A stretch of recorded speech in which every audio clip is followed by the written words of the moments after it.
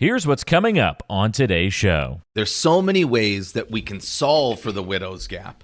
Depending on when we start the conversation, it's just customizing that conversation with your plan, your investments, your income, and what your needs and wants are for your family and the rest of your retirement that we need to start having that conversation now.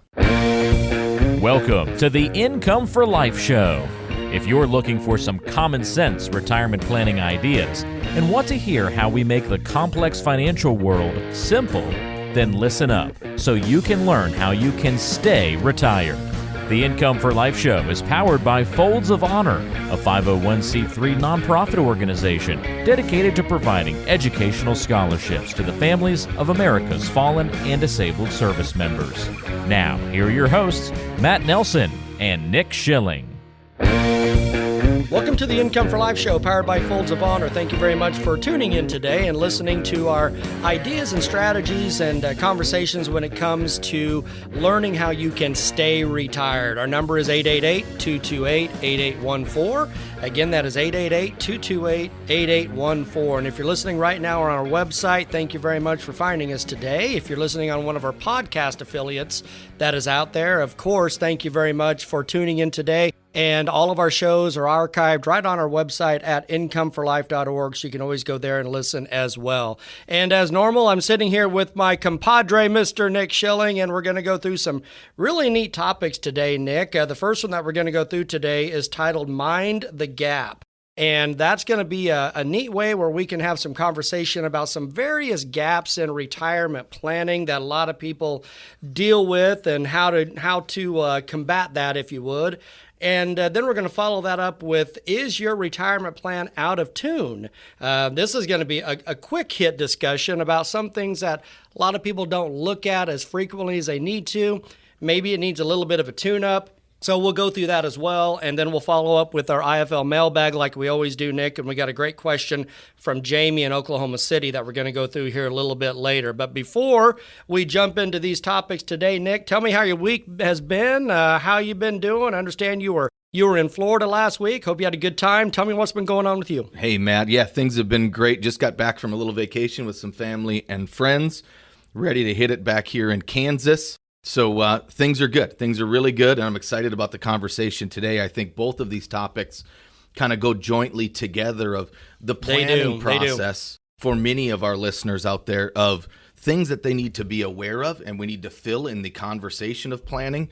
But then how do we keep that plan in check and retune it as things change over the course of your retirement life? And they always will. And that's one thing that people really need to understand, that in retirement or retirement planning, the one thing that you can always consistently count on is change. So it doesn't matter if it's economic change or just personal change, health change, whatever it might be. There's always going to be changes going on in your life. So we got to be able to roll with those changes, as we often talk about. So let's go ahead and jump into the first topic here that we're going to talk about, Nick. And we're going to spend a little bit more time on this one. And this is Mind the Gap.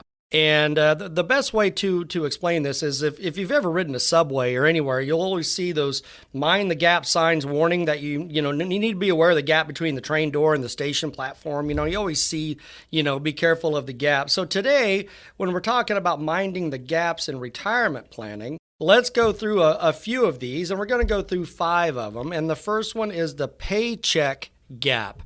And that's a big one with us here at Income for Life, because we talk about it all the time of whenever you retire and you have maybe Social Security going, but you have an income need that you have to hit every month. Sometimes there's going to be a gap of income in there, and paycheck gap. So it's highly unlikely that you'll be able to walk away from your paycheck and immediately replace all of that income with Social Security, because Social Security, I believe, is only designed to replace around 40% of your income. At the most, yeah. At the most. So how will you use your investments to fill the gap? So let's talk about the paycheck gap. The paycheck gap, as we've talked about in many shows, we feel it's the most important one, and it's kind of the foundation of where the financial plan should start, because depending on when you want to retire, sometimes you want to retire before you can even start to take and collect Social Security that you've paid into for some time. Then there's the decision of when do you want to start to do that? 62, 65, 67, keep working. But getting that plan together and Social Security, if you happen to have a pension, you're one of the few that still have one. How does that combine along with your investments to really make and fill that lifestyle income that we always talk about? And we need to secure that. If we have a Hope So plan on your Paycheck Gap, how are we going to replace that and make that more solidified so that you can live the lifestyle, still be flexible, but live the lifestyle that you choose to live in retirement and not hope things pan out in your way and just kind of adjust as we go? And whenever we're talking about the paycheck gap, it's interesting that this is obviously number one in these five because it is, in our opinion, the most critical. You have to be able to make sure that your guaranteed lifetime income, your pension income, is able to maintain what you need to do, whether that is lifestyle income or required income, whatever it might be. The foundation of your retirement plan starts with that. So knowing what the gap is early also is a key. And that's something that a lot of people need to understand that are listening is the earlier you know your gap, the better you will be. Correct. Because if you can get that gap solidified and taken care of earlier, even before you are retired, if you say, I'm not going to retire until I'm 67, so I don't need to even look at this thing until I'm 67, like, okay, well, you're 62 right now, so you got 5 years to have this planned out. That 5 years could save you thousands upon thousands of dollars in how much it costs to solidify that gap. And we talk about, the cost of waiting. If you wait till you're 67 and you need $14,000 a year in the gap, okay, it may cost you blank. But if you would have done it at 62 and had 5 years of compounding, would it cost you less? And the quicker we get into that conversation, the better. The earlier we start this planning process, the better we can fine-tune and prioritize the needs versus wants you have in retirement, what that lifestyle really looks like. Then we can develop that plan and adapt that plan as you're building towards retirement and really focus all of the investments and the overall strategy to fit exactly when you're going to start to execute different components of that. One might be Social Security, when you're going to do that, really optimize that for what you want to do. Next, if you have a pension, great. And then what are we going to do with all the investments that you've had, that you've so diligently saved for, to really fill and round out that overall paycheck gap, that income plan that we call it here, so that you have a plan that you can really feel confident in executing going forward. So when we're talking about our first step of mind the gap, the first one, and obviously what we feel is the most important, is the paycheck gap. So hopefully the one thing we want to leave everybody with on that is the sooner the better. The sooner you can get that handled, the better you will be in retirement. But let's go ahead and jump into number two, Nick. And this is one that a lot of people understand very well as well. It's the Social Security and Medicare gap. If you're retiring before 62, you can't start Social Security yet. Eventually it will kick in, but how you'll fill that gap until then is going to be the question. Now, not everybody starts Social Security at 62. Some wait until their full retirement age, and then some will even wait longer than that. And there's some pros and cons of doing that, and we've talked about that in other shows before. We're kind of the view here is a lot of times it's smarter to start that income earlier. Yep. So that you can have that going as opposed to waiting.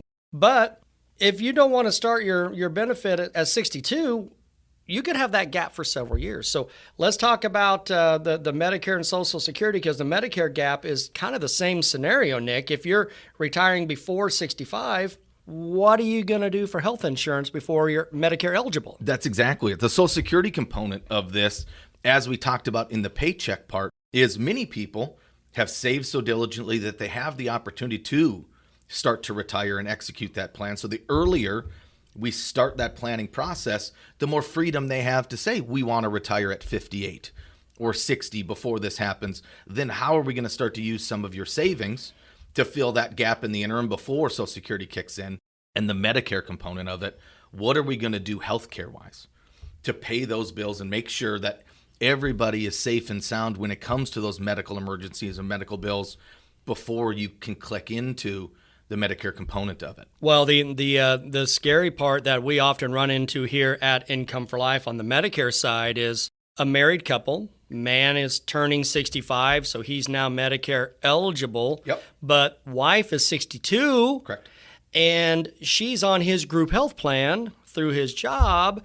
And if he, jumps off the group plan to get on Medicare, she loses coverage because she's on as a spouse on his plan. So that's a dynamic that, you got to deal with that for 3 years in that scenario. Now we're talking out-of-pocket expenses. Yep. And we're talking more than likely routine stuff, but also emergency things happen. So how are we going to have our investment and savings structure have some flexibility to be able to cover those costs if they come up and when they come up, to be able to still maintain the actual income plan that you had planned for? And we got to include that component into that prioritization. You absolutely have to. So the Social Security and Medicare gap is number 2 on our list of 5 here about minding the gap. So I think that a lot of people understand that when they get to this age, that's a big deal. That's very much going to have a priority on your decision making moving forward, and we can help you with that. So of course, just reach out to us. Now, the third, and we talk about this one quite a bit as well, Nick, but it is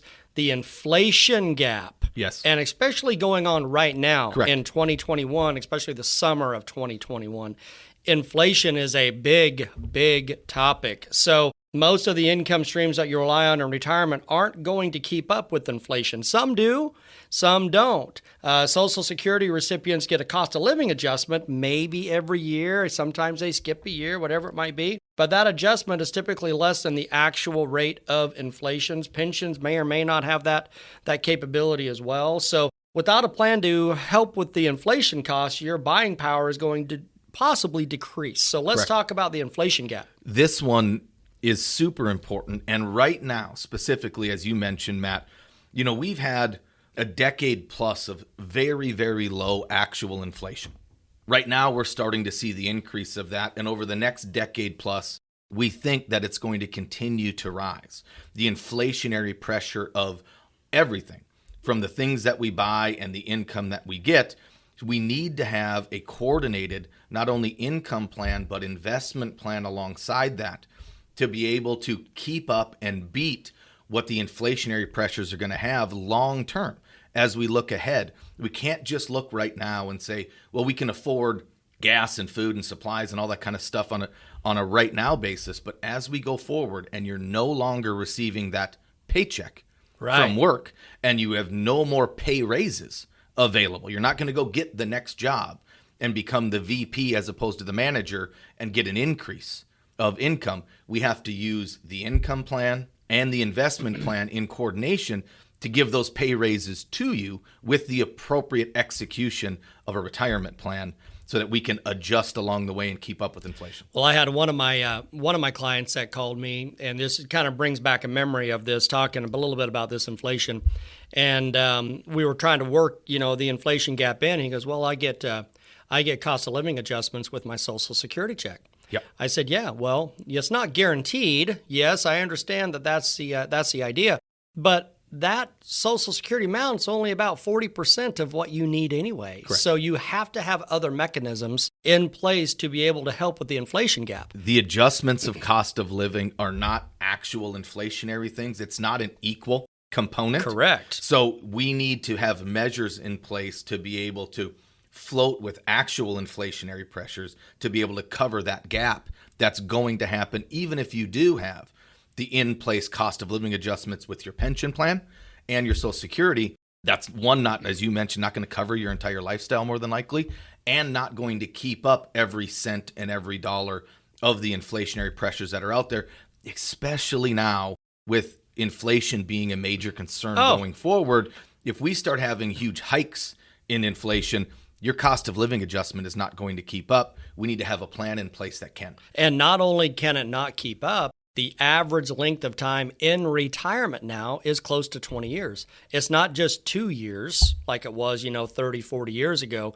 It's close to 20 years in retirement. So it's not like, I just got to keep up with it for a few years. No. You got to keep up with it for maybe up to 20, 25 years Correct. now. So the length of that keep up, if you would, is also has a lot of pressure in there as well. Huge. So let's go ahead and jump into number 4. As we're talking about the mind the gap, some various gap opportunities that you need to be concerned about when you go into retirement. And this is a big one. This one is one that could really cripple your retirement plan very quickly, and it's the long-term care gap. We talk about on other shows. If you have researched long-term care, you know how expensive not only long-term care insurance is, but also how much it costs if you were to go into a facility. So retirement could be humming along just fine. I mean, you could be minding your inflation.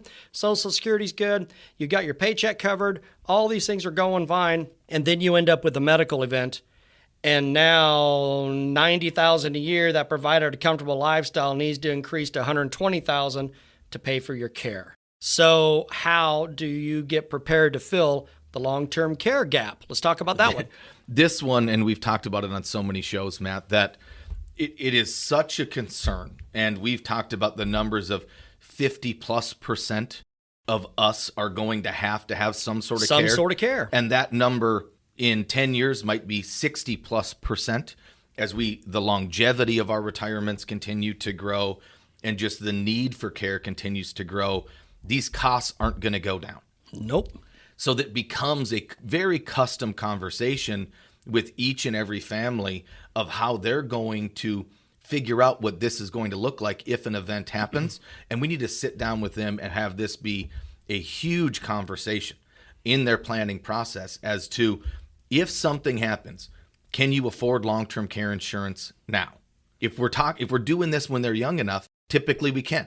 And we can start to have some if they qualify medically for it. If they qualify medically. Then if the underwriting, you don't qualify medically, now we have to use some other strategies to be able to combat this. And we can do that. Nobody's dead in the water with this conversation.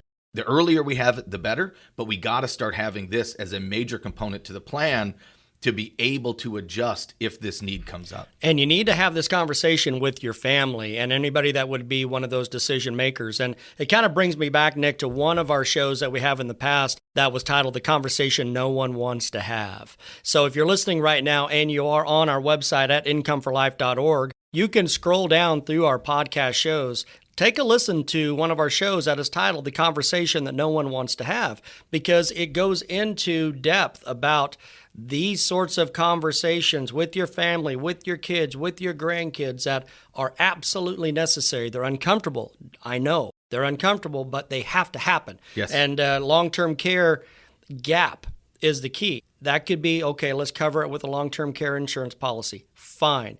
If you don't qualify for one of those, or for whatever reason, it's too expensive, whatever it might be, there are some alternatives out there that you can build in to your retirement plan to help offset that potential need. So, and we talk about it all the time, that the different plans and services and strategies that we offer here at Income for Life can do that. You just have to have the conversation with your family, with us, whatever it might be, and we can help build that in. So the long-term care gap is obviously going to be one that you really got to talk about. So huge. And if you can have the conversation in your 30s, 40s, and 50s, your opportunities are more open.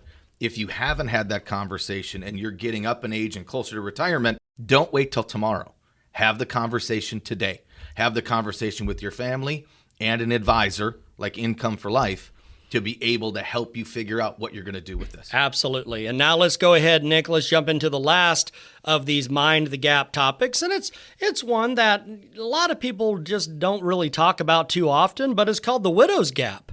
This is, a lot of people don't plan for the income gap that will be created at the death of the first spouse. So at the very least, the widowed spouse will lose the lesser of the two Social Security benefits. Pensions also maybe could decrease or eliminated entirely depending on the spousal benefits that you selected. So that's an important thing to think about, is if one of you were to pass away, how is that going to affect the other moving forward? Not only just on their income plan, but Social Security. If you have a pension, what's going to happen? And that's a big deal. This prioritization conversation, when we're setting up your 3 C's of retirement and that overall income plan, these are the things we got to get into because they're so important. You can set up and have a kind of a plan in your head of, well, we're going to get X, we're going to get $90,000 with these 3 things, and we're going to be just fine. But if you don't choose the right options, if you're not thinking ahead to what could happen, then all of a sudden the person that's left behind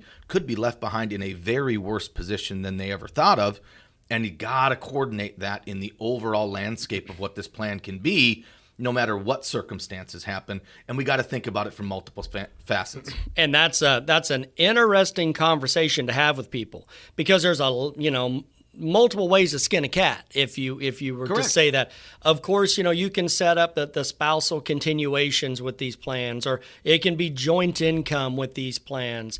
Yes. But sometimes if there's a big age gap between the two spouses, then that sometimes isn't as feasible. It doesn't make as much sense to do the joint income. So maybe it's, okay, let's just go the higher single income, but then put a bigger life insurance policy on the back end to Correct. replace if you were to pass away, then this could kick in. So there's a lot of different ways you can do that, but it's very, very important to be able to at least have that conversation of, how am I going to take care of my spouse if I were to go first? Exactly. There's so many ways that we can solve for the widow's gap. Depending on when we start the conversation, it's just customizing that conversation with your plan, your investments, your income, and what your needs and wants are for your family and the rest of your retirement, that we need to start having that conversation now. Listen closely, because there's a new financial tool that you need to know about.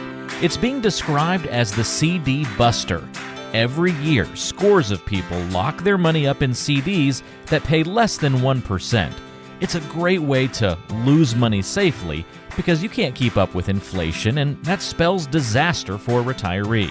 So the Income for Life team is excited to announce a new multi-year guaranteed annuity that pays up to 3.1% annually and can be purchased online. It's never been easier to get this kind of return on your money, and it can be done from your smartphone or computer in just minutes. This opportunity is insured dollar for dollar, is available in 4-year or 6-year lengths, and you even get 5% free withdrawals if you need to take money out. CDs can't do that. To find out more and to get this guaranteed annuity online right now, just go to incomeforlife.org and click on the banner, or check out the link in the description of today's show. Okay, Nick, let's go ahead and jump into our second topic that we're gonna hit on pretty quickly here. It's just it's just kind of falls into what we were just talking about just a moment ago about minding the gap. And this is a neat topic where we're going to go through the top 4 of, is your retirement plan out of tune?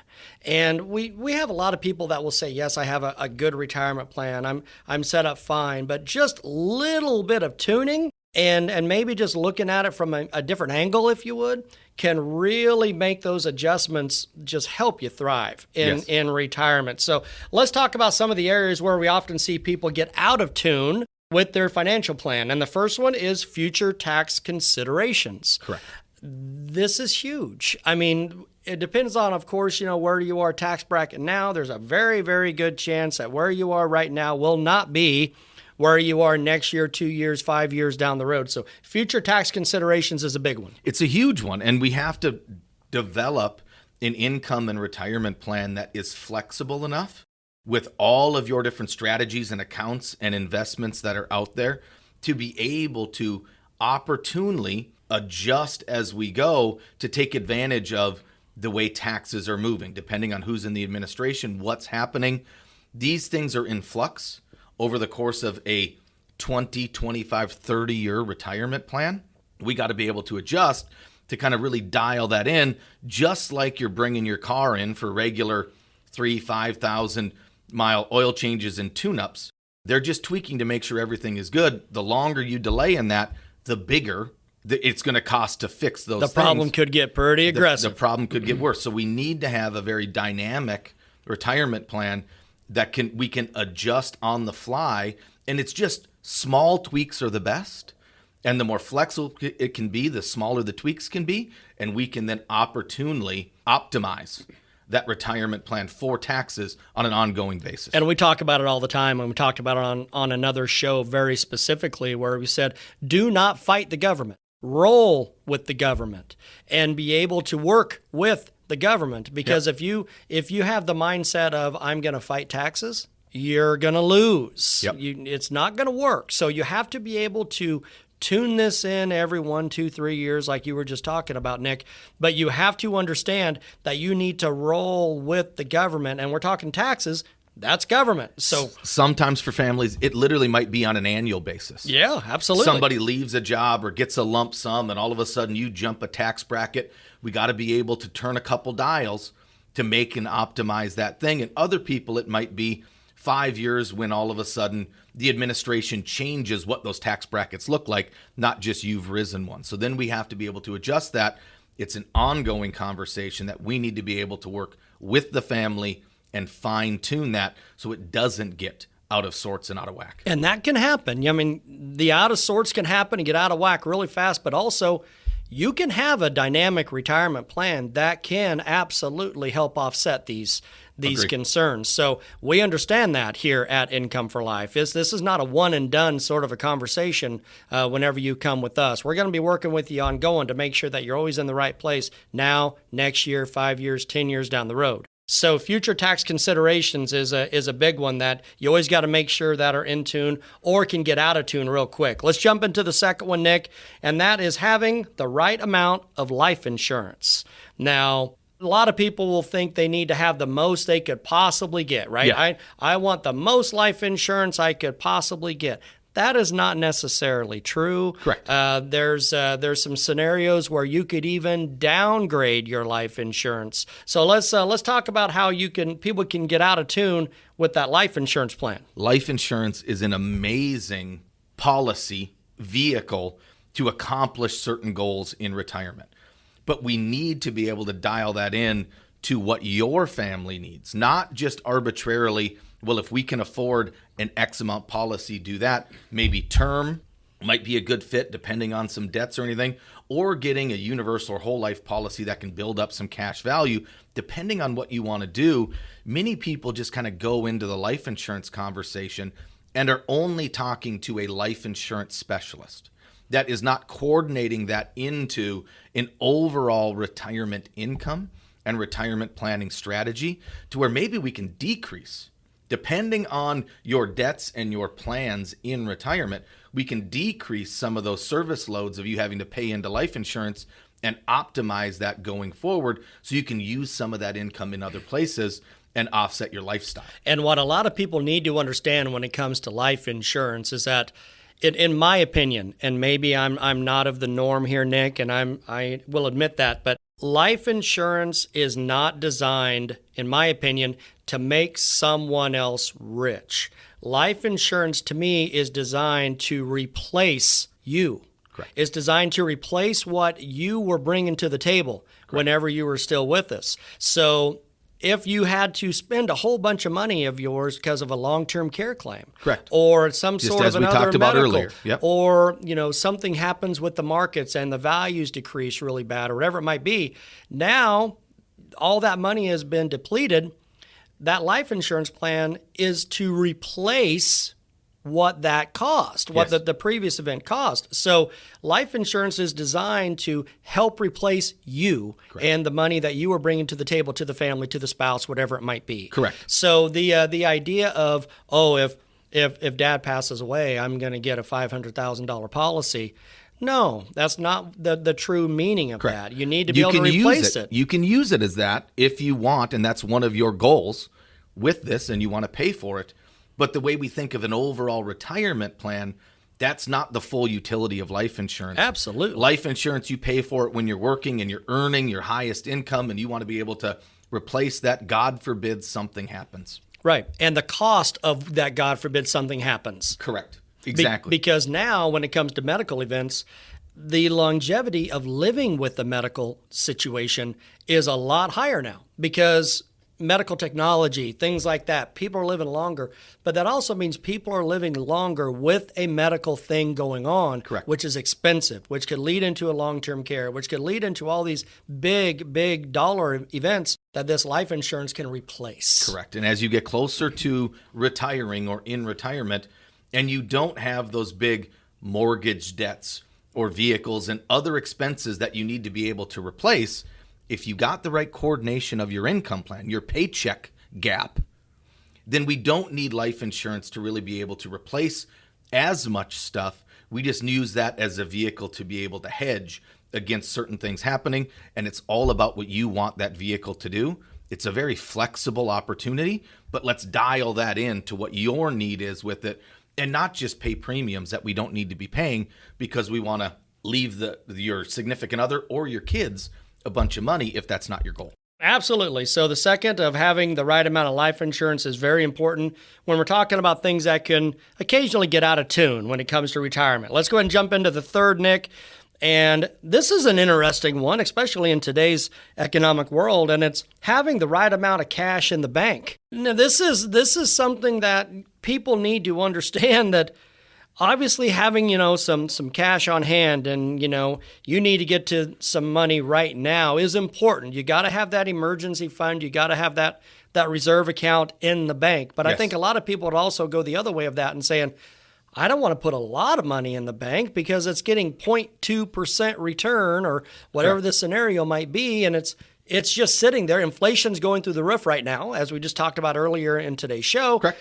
And there is nothing in the bank that can keep up with inflation, let alone just cash. Correct. So this is kind of an interesting dynamic about how much cash should you have on hand. This is such an important conversation when it comes to the overall income planning and retirement plan dynamic of it. Many people look at it and they want as much cash as possible. They're just comfortable that way. Their savings account, CDs, savings bond, they grew up that way. But right now, rates are at historic lows, rising incrementally, but still so low compared to what inflation is going to do. So having the right amount of cash and using the rest of it in a very strategic way to be able to keep up with inflation has to be a part of that conversation.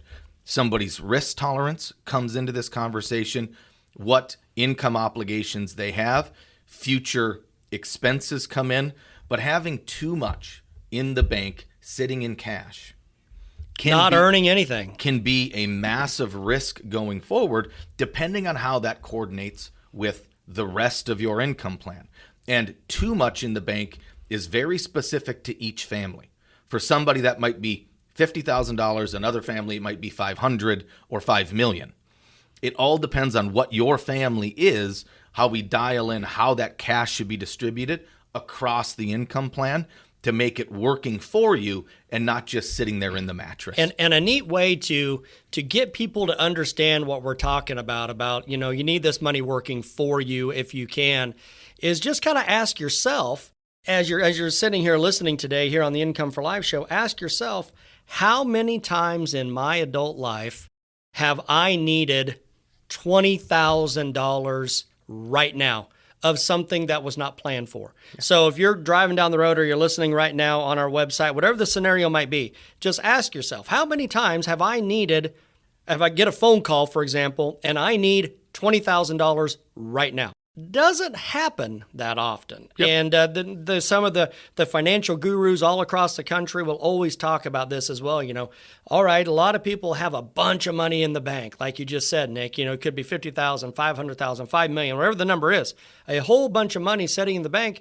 But then the question is why? And how many times have you needed $100,000 liquid for something that just happened today? Correct. It doesn't happen very often. So you're just losing out on the potential growth of that money or the potential using power of that money because it's just sitting there for something that is not likely. And even if your plan is including that we're going to buy another vehicle or buy a boat or whatever, you can still, whenever that happens, you can still use that money in other places and know that you have the ability to go get it within a day or two. Yeah, a day or 3 or 4, a week, whatever. You can still go get it. You can still get access to it without penalty and start to work at these things, but it's not just sitting there. If you want your vehicle, you want to upgrade to have a good one in retirement, you can go do that. And maybe taking out a loan is not the best thing, even if interest rates are really low for you and the way that you want to do it. But that's a conversation that we need to have,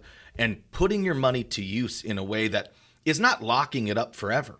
Right. But putting it to have some utility so it's earning for you is still part of that overall plan. And just having it sit in the bank because you might want to buy another truck in retirement or do something else probably isn't the best utility for. And the idea of, well, I want to have this money in the bank because I may want to go buy that truck, right? Yep. Or I may want to go buy that thing, whatever that thing is. Okay, well, if that thing is on the horizon down there for you and you're looking to do that whenever it might be, you're not just going to wake up one day and say, I'm going to go buy that this morning, right? And so the idea of whenever we're trying to get people to understand about when was the last time you needed $50,000 for an emergency situation that just popped up today, that you need that money today and it has to be there right now, or there's going to be drastic consequences if it's not right now. Correct. That doesn't happen very often at all. And if you're listening, you could probably say, well, that's never happened to me in my lifetime. It's usually either a planned deal or I have enough time that I could go to that brokerage account. I could get into that plan over here. I could get to some of that money if I need to. So the idea of being really cash heavy, maybe 20 years ago when the bank rates were halfway decent, maybe that could be an opportunity. But in today's economic world with the banks, it's not. Purchases are different than emergencies. Purchases we can plan for. We can use that money and put it to use and still have it ready, hopefully earning a lot more than inflation and have it ready for you to make that purchase. Emergencies are emergencies. And most of the time that's either paying for an insurance premium that comes up. You got to pay, your coverage gap in there. If something happens, you need a new roof or something, or water heater breaks, or you need $5,000 to go do something. Excess money in the bank right now is a risk. It's not a terrible decision. It has to be baked into the overall conversation of what you're doing, but it is a risk. And are there other things we can do to alleviate that risk? Absolutely. Now let's go ahead now, Nick, and jump into the last, number 4, of is your retirement plan out of tune? And it ties right into what we were literally just talking about, and it's having the right amount of risk. So obviously, whenever we start meeting with people that are planning their retirement, we often hear a lot of times of, I don't want any risk. Correct. I want this money to do a certain thing, and I cannot afford to have any risk in the plan. And we understand that. We understand that completely. When it comes to your retirement income or your gap income or your pension style income, we understand that that has to be a guaranteed number and it has to work for you for your entire life. But that's part of the equation. So let's talk a little bit about having the right amount of risk and when that risk should come into play. Correct.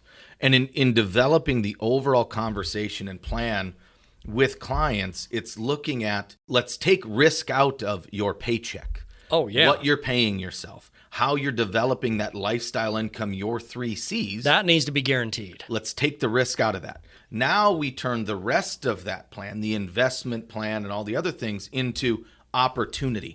Now it takes how much opportunity do we want to keep up and beat inflation? And we always have the conversation and break risk down into 2 components.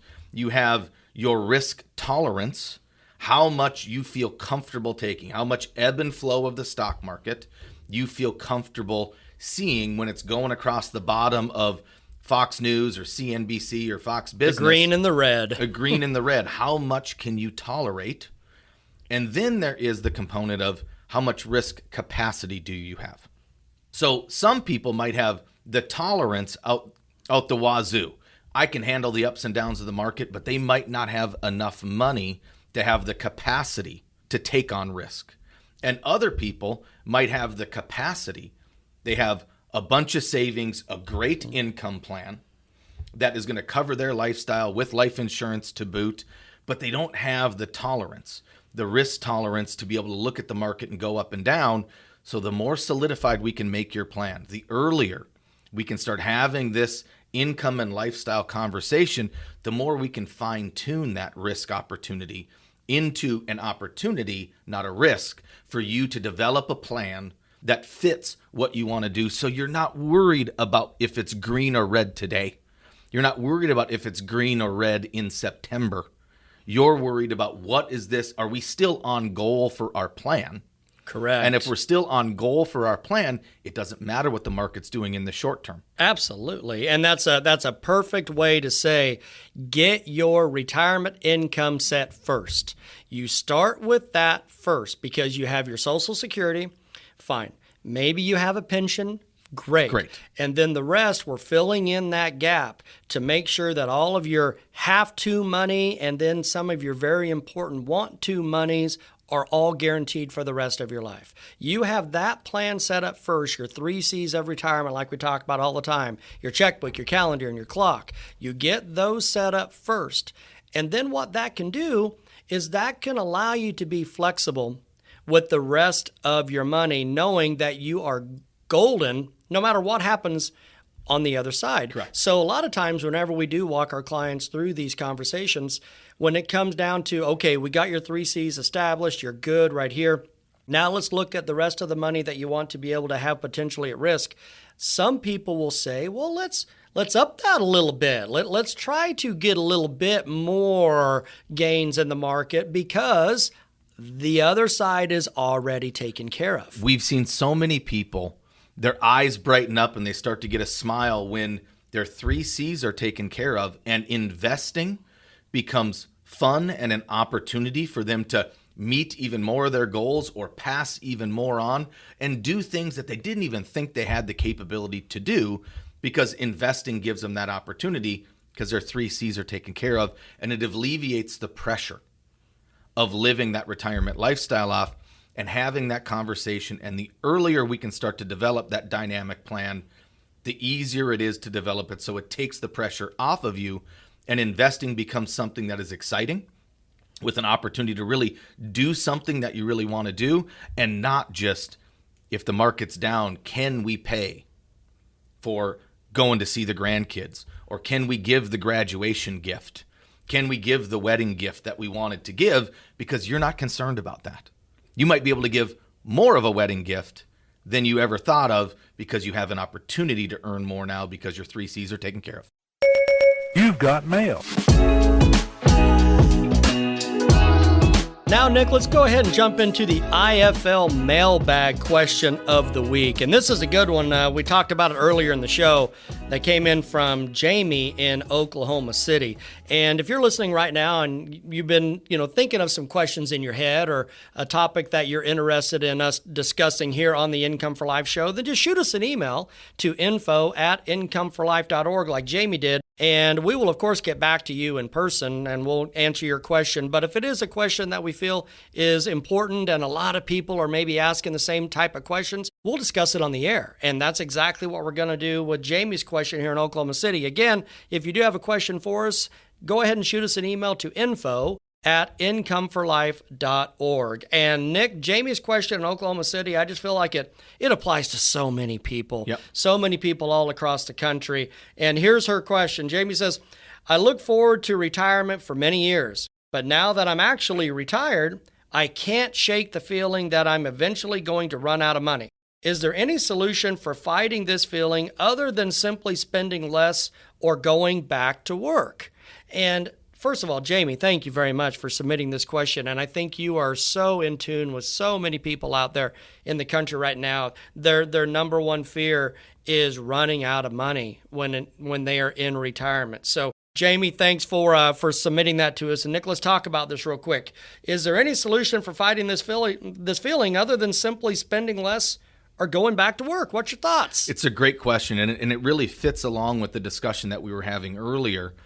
And when it comes down to a feeling, this is a feeling of hers. It's an emotion that comes, and it's an emotion that 90%-ish, I'm just guessing, of retirees if not more, have that some component of their planning process. The way that you eliminate or help mitigate this feeling, this emotion, is to have your plan in place. So if you have your plan in place, and it's a written document with a structure that you can hearken back to and look and say, we're still meeting our goals, then you can it helps alleviate some of that pressure of worrying about running out of money. So for Jamie, digging into specifically giving us a call, talking through your plan.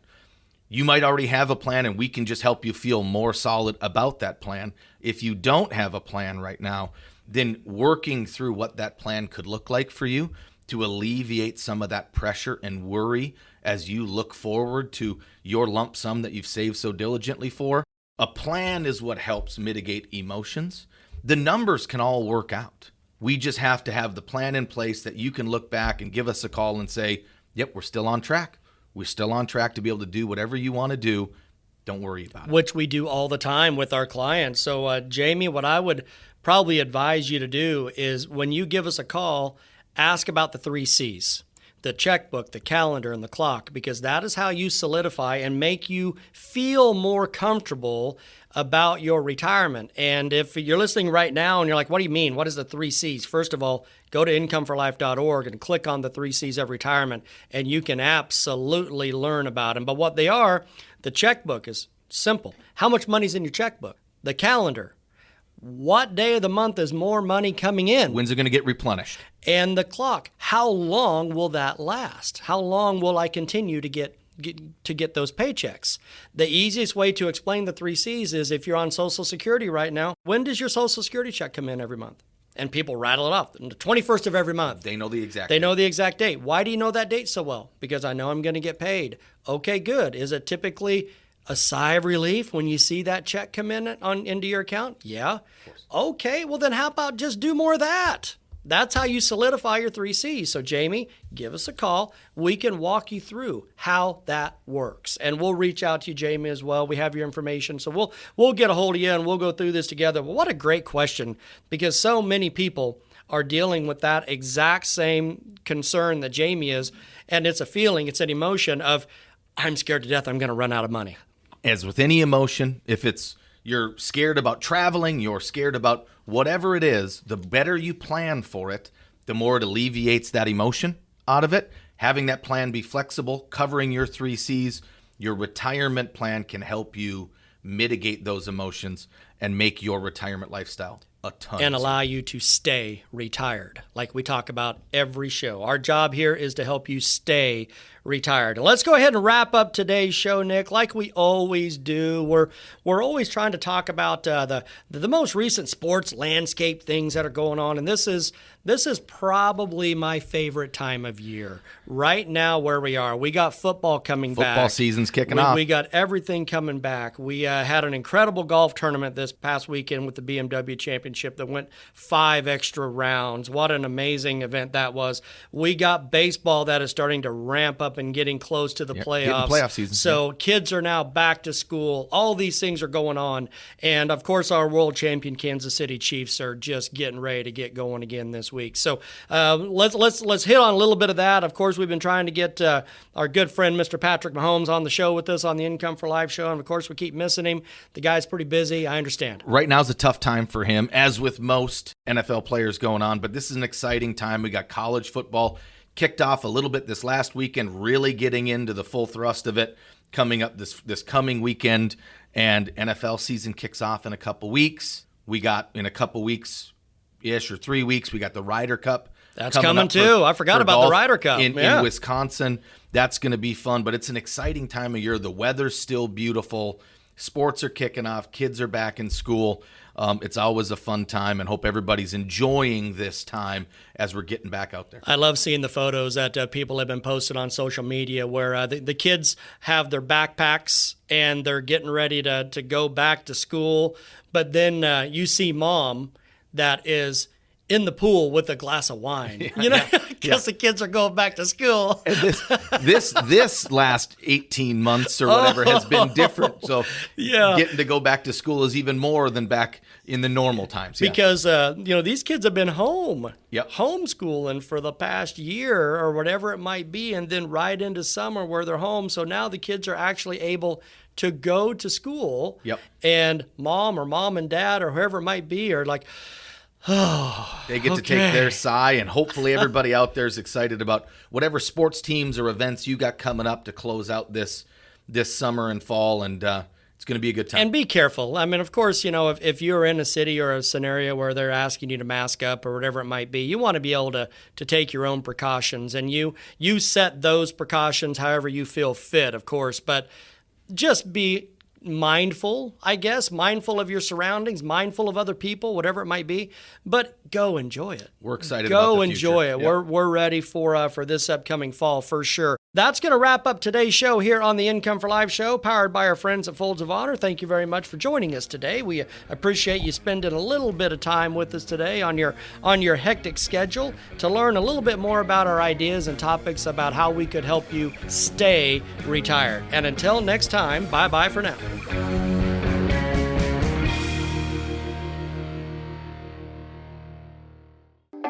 Thanks for listening to the Income for Life show.